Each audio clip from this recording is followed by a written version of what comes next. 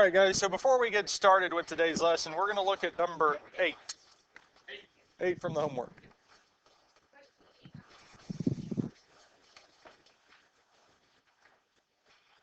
Amy, you turned it in yesterday. And you got this one right. So, when we look at number 8, we're factoring 9k squared plus 66k plus 21. And again, the first thing we should be looking for is a greatest common factor. And there's a greatest common factor of 3.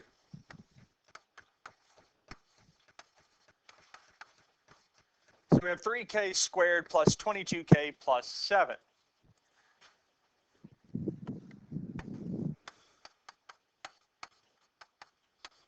Two sets of parentheses with 3 spaces. Now, if we wanted to make sure that it is factorable, that we can continue going on, we can take the square root of b squared minus 4ac. b in our case is 22, a and c are 3 and 7 respectively. Second square root, 22 squared minus 4 times 3 times 7. And since we get 20, no decimals, no radicals left over, and it doesn't give us an error, it is indeed factorable. Now our signs for this here, since the 7, our third term is positive, our signs are the same. Match the sign of the middle term, plus and plus. Factors of the first and third term. Well, our k squared's k and k. Factors of 3 are 3 and 1. Now the factors of 7 are, well, 1 and 7. We only have one set. So we do need to plug this in. And I'm going to separate the 3k and the 7 so that when we do check this, 3k times 7 is 21k. 1 times k is plus k, giving us 22k, the middle term that we wanted. So this is it here.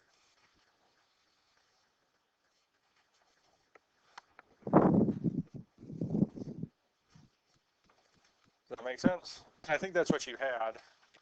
Or,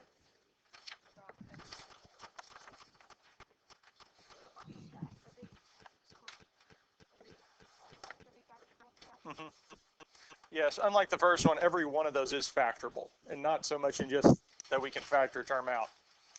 If I remember right, they all have 2 sets of parentheses.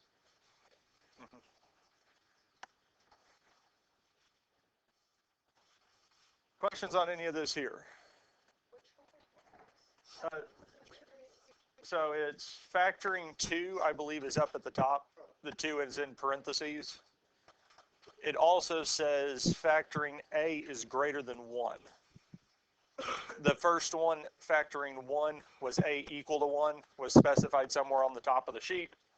This one here is greater than 1. And the third one's going to be, I think almost all of them are handwritten. So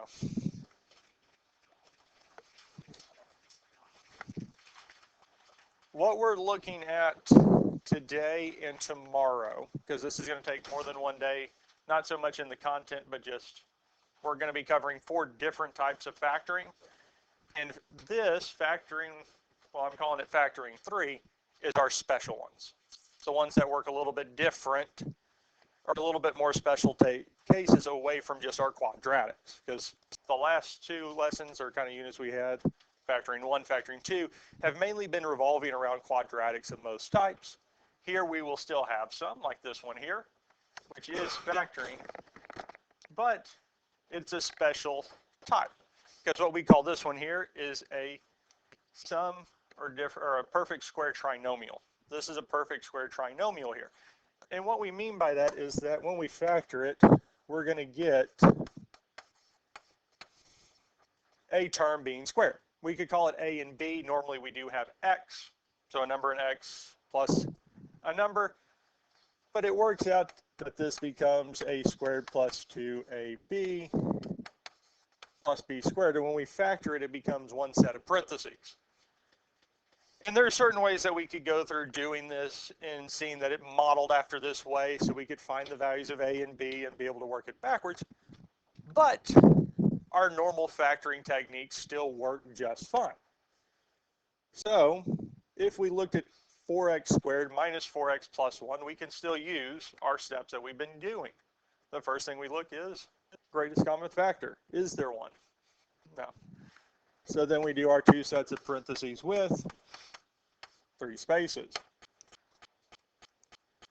The third term is positive, so the signs are the same and match the sign of the middle term.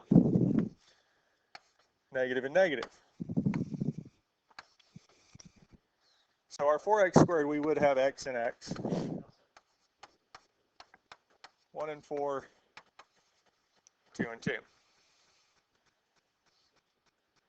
2 and 2. Now we need to find the factors of the third term. Factors of 1 are 1 and 1.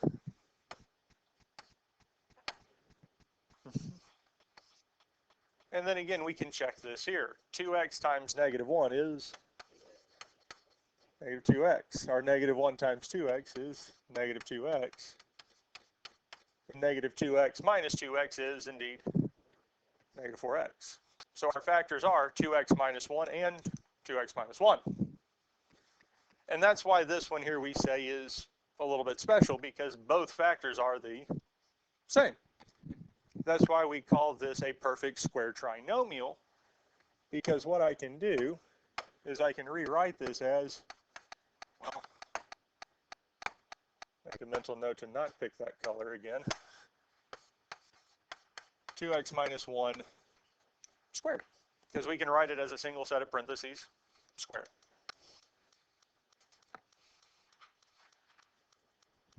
And for the most part, especially when we do quadratics, Have your attention, please.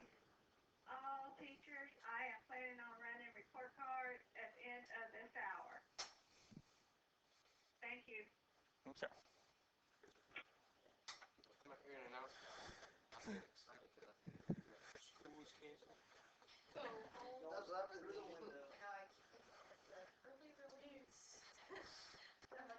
Yeah, I'm throwing cards to the I'm wasting the Yeah, the weather's got to get significantly worse for them to do that. Now, for these here, I don't normally, especially when we cover quadratics the first time, put a whole special lesson to it. Guys, let's focus in here. Because, I mean, solving them or factoring them normally, for the most part, isn't any faster than memorizing the set formulas to get there. Now, if you want to leave it as this way here, 2x minus 1 times 2x minus 1, that is perfectly fine. If you want to simplify it down to 2x minus 1 squared, that works just as well. Either one of these is the correct answer.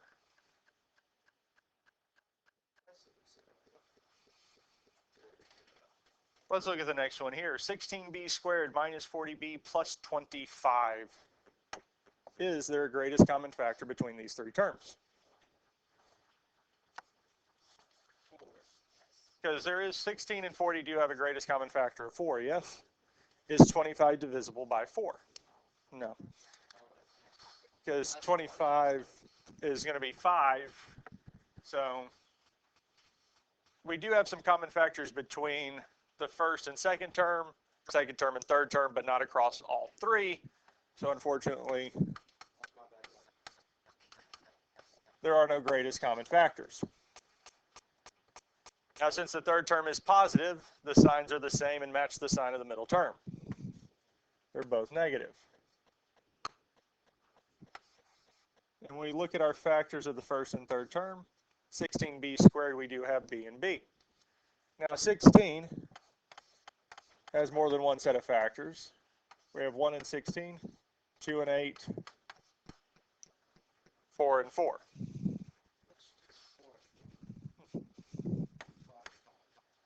Four and 4, and yes. For 25, we do have 1 and 25,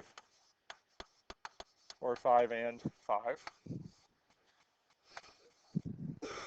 5 and 5, it's kind of a little bit of a giveaway since we know we're looking at special factors.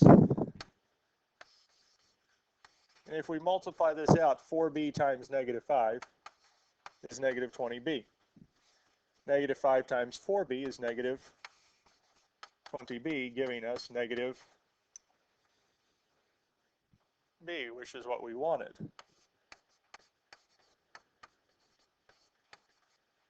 So we can say that the factors, this factors to 4b minus 5 times 4b minus 5, or 4b minus 5 squared, yes.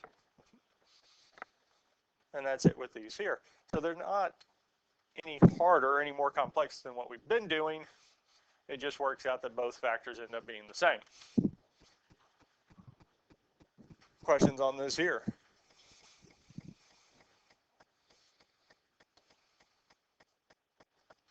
$100x squared plus 180x plus 81.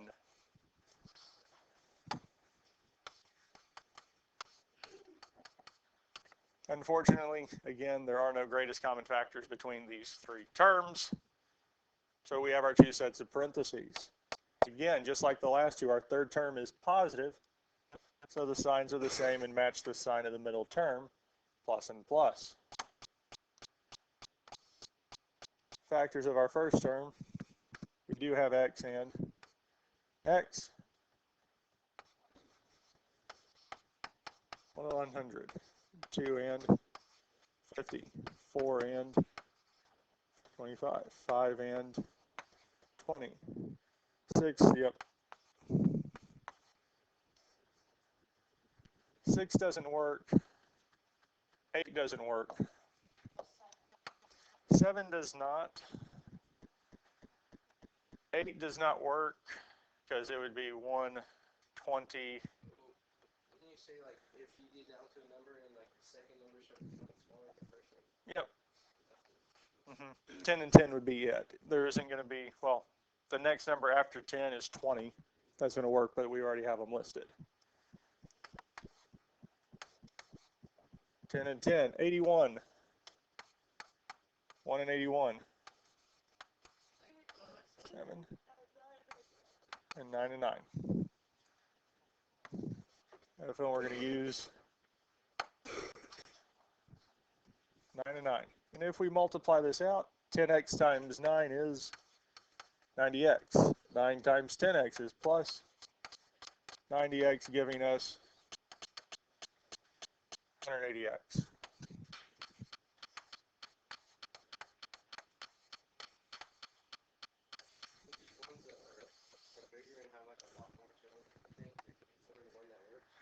It ends up being that this is the only one that really works for this here.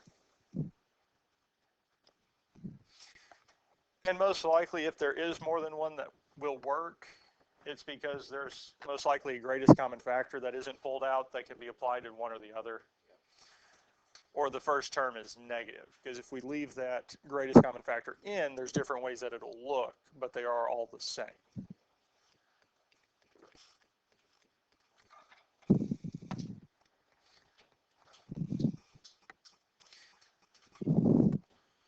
Questions on our perfect square trinomials before we look at these here. These here, I think, are normally some of the ones that we factor that y'all like the best, because this here is what we call the difference of perfect squares. And in the general form, we look at it as a squared minus b squared is equal to a plus b times a minus b. Because if we look at this one here, n squared is a perfect square, it's n times n. 25 is a perfect square, it's 5 times 5. So both of the terms are perfect squares and they're being subtracted, so therefore it is a difference of perfect squares. Now we could still factor it the way that we normally would. It's just in this case the middle term is 0. Negative 25 is still our third term, so the process still holds true. Because we can still look for greatest common factor, and I would still look for one if there is one, because it'll make it a little bit easier to work with. And sometimes we need it to actually make it be a difference of perfect squares. But there's not one for this here. Now there is still a middle term. It's just 0 and the variable. The third term in this case is negative, so our signs would be opposite, positive and negative. Factors of n squared are and n. Now 25 does have two sets of factors, 1 and 25, and 5 and 5.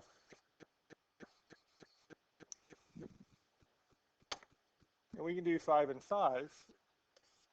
And if we go through our process of checking this, 5 times, well, n times negative 5 is negative 5n. Positive 5 times n is positive 5n. And negative 5n plus 5n would be 0. Because we don't have a middle term, it is 0. So this does indeed work. Now, unlike the last 3 that we did today, we can't simplify this down to one set of parentheses, mainly because they're not the exact same statement. But n squared minus 25 is n plus 5 times n minus 5. Questions on this here?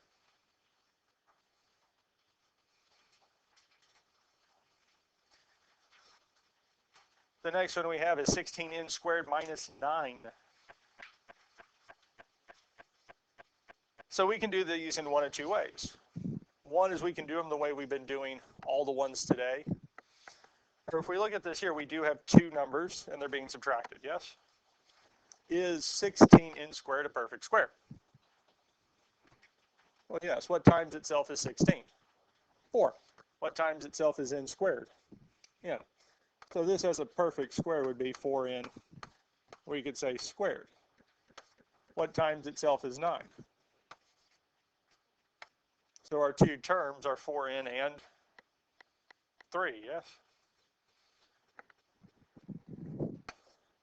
So we could say that this is 4n plus 3 and 4n. Because what we're doing is just following our a squared minus b squared is a plus b times a minus b. For a in our case is 4n and b is 3. So we just plugged it in, their spots, and simplified.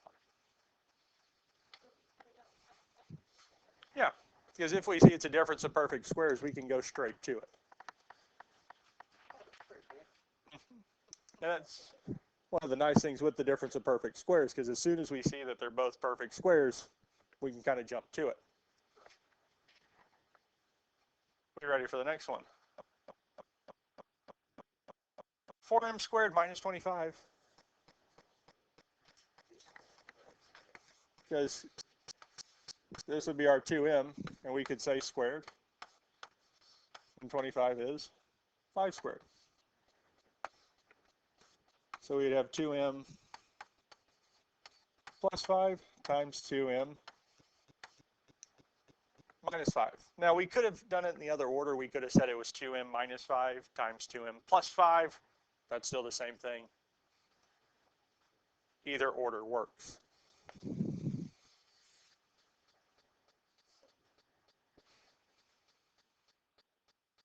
Questions on this one before we look at the next one?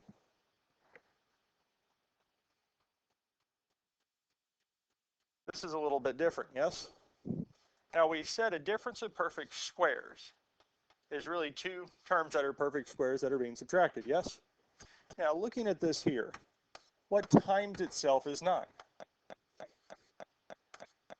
Yeah. Yes, this would be a squared squared, because powers of powers multiply. So a squared squared is really a to the 4th, yes? So is this still a difference of perfect squares?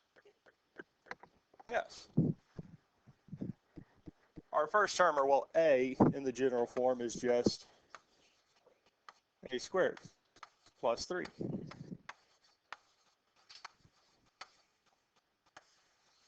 And for this one here, we can say we're done. Mainly because a squared plus 3, we don't have a sum of perfect squares formula. So that one is finished.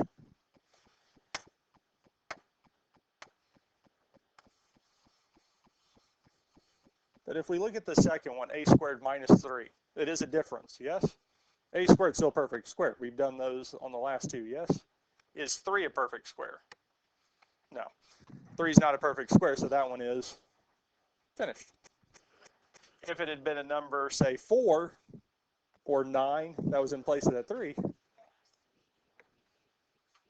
So perfect square is just, yeah, it ends up being that the exponent here does need to be even, because we need to be able to rewrite it as a power squared. Because we could have it also to say the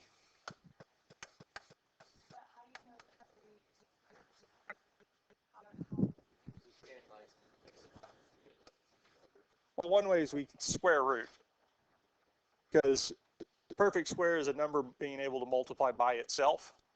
So one way we can check that is with a square root. Nothing times itself equals 3. Well, I know 3. Yeah. Right, so one way we can check is with the square root, so square root of 3. And if it gives us something that's not a perfect square or just a number, we get this here. So we could say 441, we can check it. It's 21, so it is a perfect square, and its perfect square is 21. So if it's hard to see some of them, we can take the square root of it and see, does it give us a number? Here, it doesn't.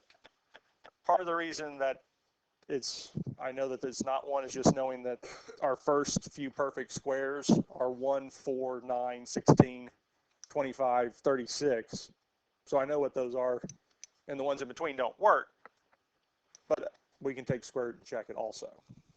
Does that make sense?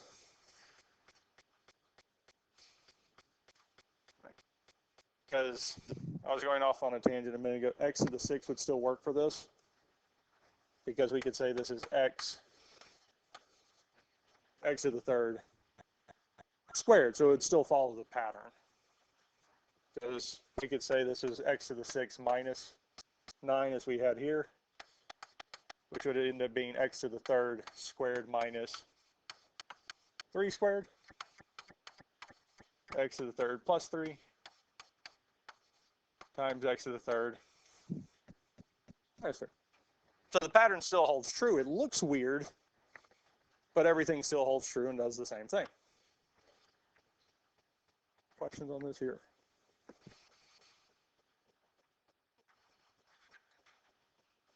So I'm going to skip our x to the 4th minus 36. I want to look at this one here. Mainly because this one here acts a little, well, not differently, but there's a unique twist to it. Well,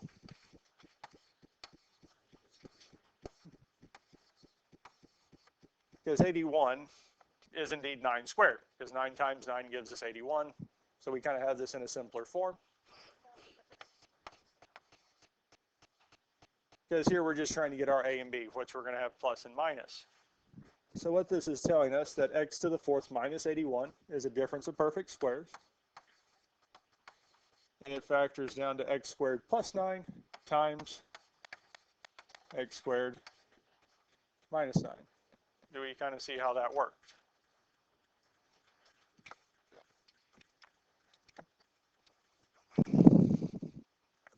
Questions on this so far?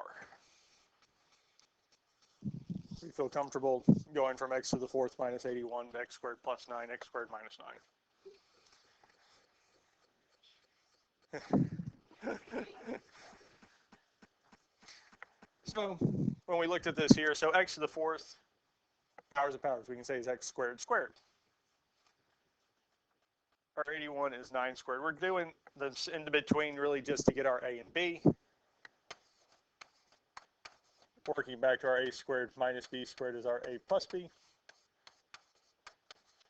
times a minus b. So we get this here, yes? Now, if you notice, I have not boxed it, said this is our final answer, and there's a reason for it. It can actually be simplified one step further. Because look at the two factors that we do have. We do have them almost the same. First one's x squared plus 9, yes? And again, we don't have a sum of perfect squares formula.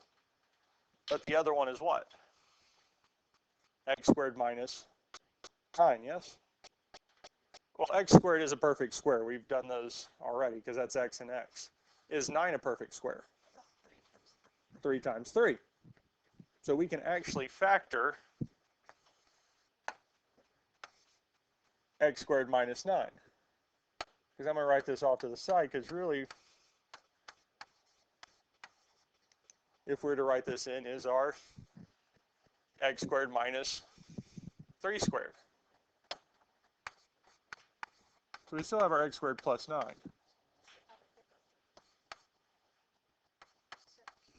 But our other one factors to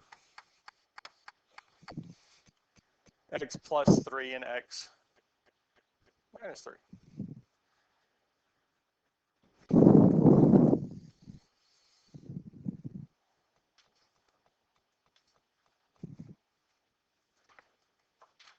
Because our 9 here was a perfect square and made it a difference of perfect squares, and we could take it one step further. Now the x squared plus 9 isn't factorable. Technically we could factor it, but in order to factor it we need to know its solutions and work backwards.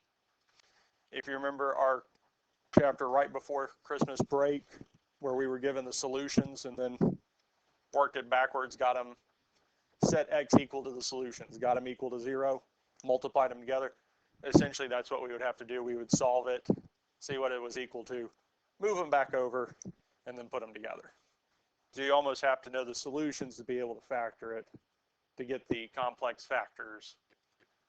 But for the most part, we just say it's not technically factorable. It is, but it's not. So when we're just factoring polynomials, this is where we stop. Questions on this here?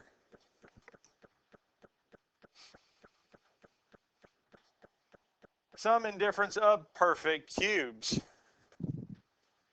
Now, out of all 4 sections of Algebra 2, y'all are the only ones that we've actually covered this with.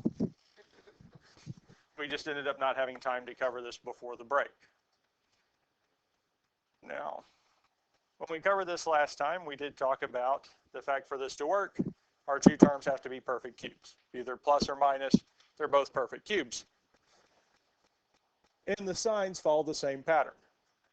Same, opposite, always end on a positive note. And we did this last time. We had the little bit of a side story about my previous Algebra 2 with the dating scenario that ended up not working out exactly as she thought it would, but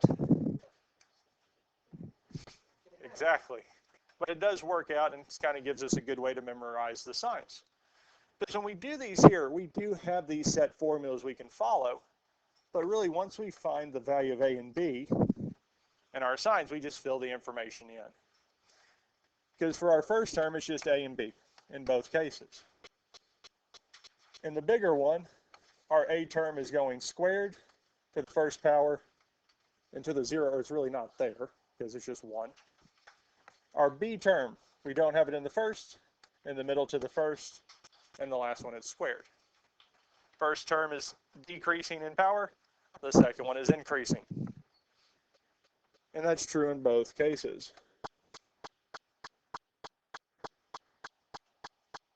So when we look at an example of this here, because I think it's a little bit easier to see an example than it is just looking at the formula, x cubed plus 125, well, we need to see if these two are indeed perfect cubes.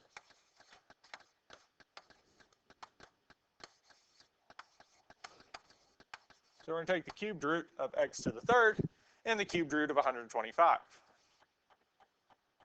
Well, the easier one out of these two is the cubed root of x to the third, because when the root and the exponent are the same, they cancel out, telling us that this is just x. Now, the cubed root of 125, if we do this, it is indeed 5.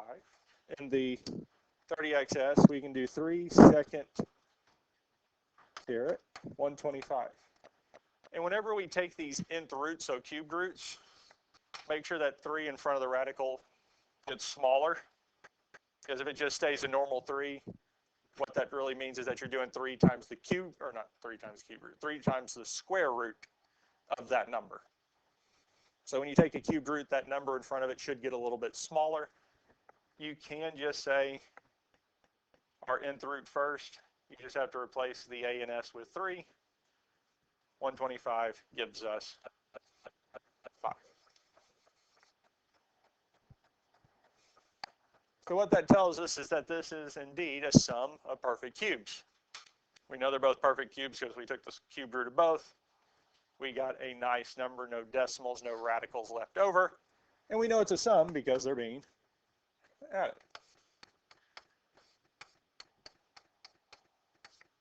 Now, when we factor this, we'll have 2 sets of parentheses still, but the first one will have 3 spots, and the second will have 5. The first one will have 2 terms and a sign. The second will have 3 terms and 2 signs. Our signs, same, opposite, always end on a positive note. So it was originally plus, so it'd be the same. It's going to be plus. Opposite, and then end on a positive note. So same, opposite, always end on a positive note. So plus, minus, plus. Same, opposite, always end on a positive note. So since it started out as plus, we're going to go plus, minus, plus. Now the first term, or if we're looking at the general form, our a in this case would be our cubed root of x to the third, or just x. So in our smaller set of parentheses, since it went first, we would have x. In the bigger set of parentheses, when we fill in the a spots, our first one, we're going to have x squared. In the middle one, we'll have x to the first, or we can just say x. And if we were to fill it in the last spot, we would have x to the 0. But anything to the 0 power is 1. Now we don't fill it in, mainly because when we multiply by 1, whatever we're multiplying with stays. We don't have to write the 1 in. Now the other spot is our b in the general form. And in this case, it is 5. And in our smaller parentheses, we just have 5. In the bigger parentheses, our first spot where we have the x squared, it would technically be 5 to the 0, which is just a multiplication of 1. We're not going to list it. In the middle, we'll have 5 to the first. And in the last one, we're going to have 5 squared.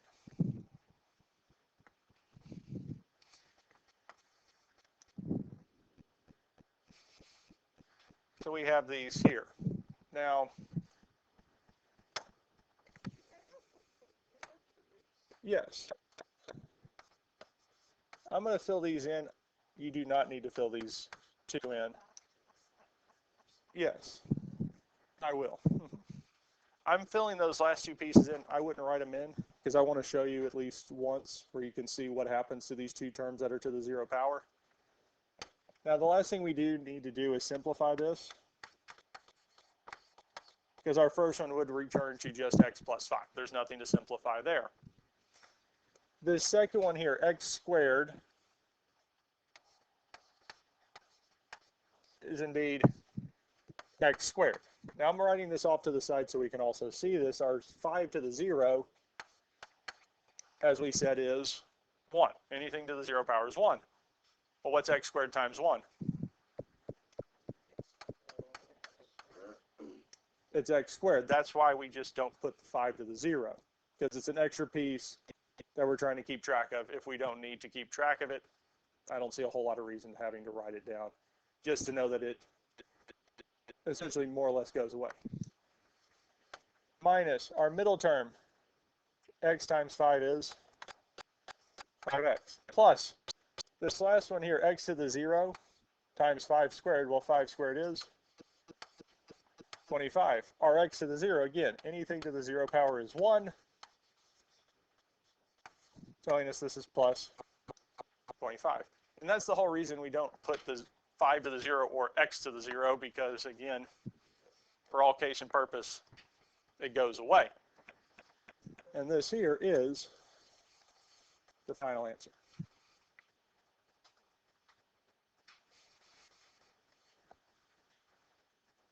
We will stop here.